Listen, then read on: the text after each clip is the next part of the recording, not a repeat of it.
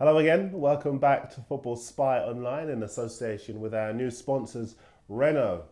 And it's a day when lots of people around Europe are realising that you win some and you lose some. Take Spurs, for example. They have sold Darren Bent to Sunderland, but while the Black Cats claim that they've got the striker for just £10 million, Spurs claim that they've sold Bent for a staggering £16.5 million.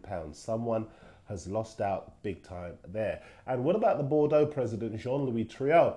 The other day, he tried to pull a fast one by demanding £15 million for the striker Marouane Chamakh, even though Chamakh's out of contract next summer and even though Chamakh can talk to any club he likes in January. Arsenal bid £6 million for him. Triot rejected it out of hand, and Arsenal boss Arsene Wenger, knowing that he could pick the player up for nothing next year, basically said, OK, I'll wait. We predicted yesterday that Triot would be back with his tail between his legs, and lo and behold, Triot has said today, well, the £15 million was just a baiting tactic, and hopefully we can still do a deal by the end of the week. And what about Portsmouth? They were patting themselves on the back yesterday, having captured the year-long loan signing of striker Frédéric Piquionne from Lyon yesterday. But the sound you can hear in the background is the sniggering of the Lyon board because of this. The Sun have revealed that Piquionne is one of those rare strikers that actually doesn't score goals. He signed for £4.5 million from Monaco, and his own Lyon fans booed him because he used to play for their big rival Saint Etienne. The Sun say here that a French football magazine awarded him the Lead Ball for 2008, which is basically the opposite of the Golden Ball for quality players. And there isn't good news for Chelsea fans either. The Guardian's one of a number of papers that say that they've had to admit defeat in their hunt for Andrea Pirlo, as AC Milan say that he will finish his career at the club. Actually, I say bad news, but from Chelsea fans' point of view, it's probably great news as they weren't in favour of paying big money for yet another ageing striker. Now, across London, here's a debating point for you Arsenal fans.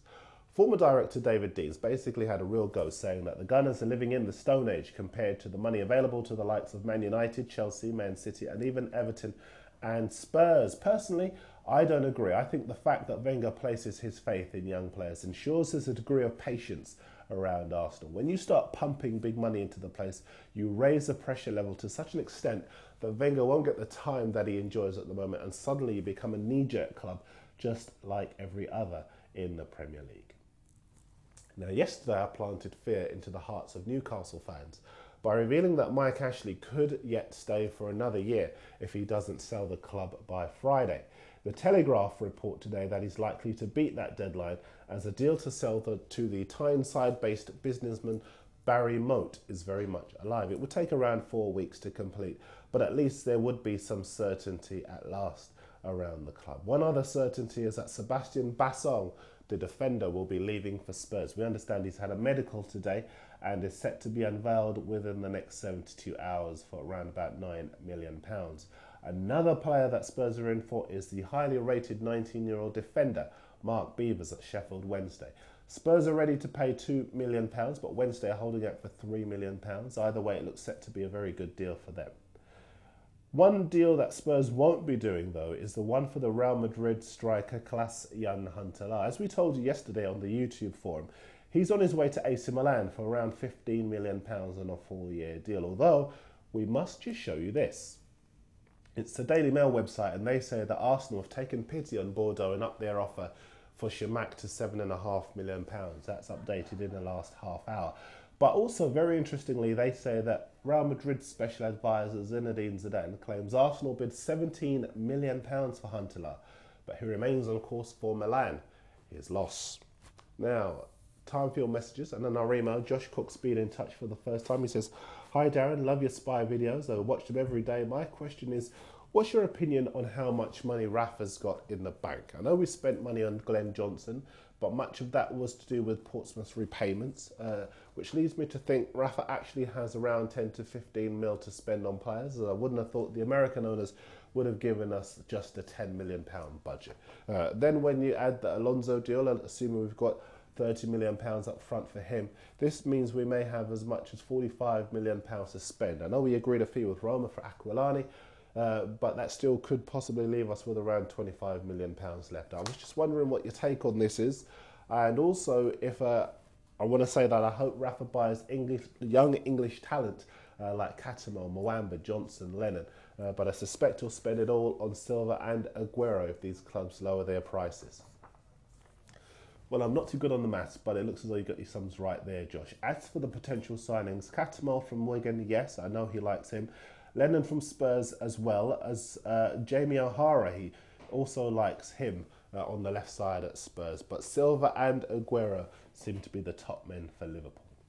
On YouTube, the tax asking about Arsenal's Thomas Rosicky, with rumours persisting today that he's injured. Well, the Sun's website is among a number that says that he's likely to be out for 6 weeks with a hamstring injury. Bad luck for him. And for Hannah, Big Frank White and Alexis Gonzalez, thanks for your video messages. We're looking to get them into Monday's show with a few others that have been sent to us. Keep them coming. Hull have finally signed a striker. He's the American Josie Altidore from Villarreal. He'll join on a season-long loan. Goodish player. Portsmouth, Stoke, Blackburn and West Ham are in for the Sunderland defender Nyron Noseworthy.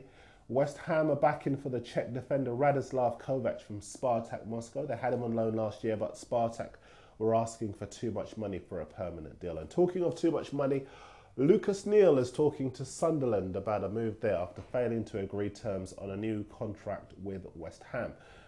There are lots of reports this morning that Liverpool are looking to sign the Portsmouth defender Sylvain Distin to replace Sami Hyypiä. If he does leave, then it would be only David James left at Fratton Park. The Times say that Sunderland have even him very high on their radar. Now, anyone who didn't have Pompey in their bottom three to go down before today will almost certainly have them in there now. Apparently, James could be asked to switch off the lights at Fratton Park as he leaves. If you're wondering why we haven't mentioned the Roma midfielder Alberto Aquilani, well, we did, but only in passing, it's because you'll know that he's about to sign and he's going to have a medical today. I'll be fit and raring to go for tomorrow's Football Spy. A big thanks to our new sponsors, Renault. If you want to make a world-class signing of your own, then test drive a Renault today. I'll see you next time.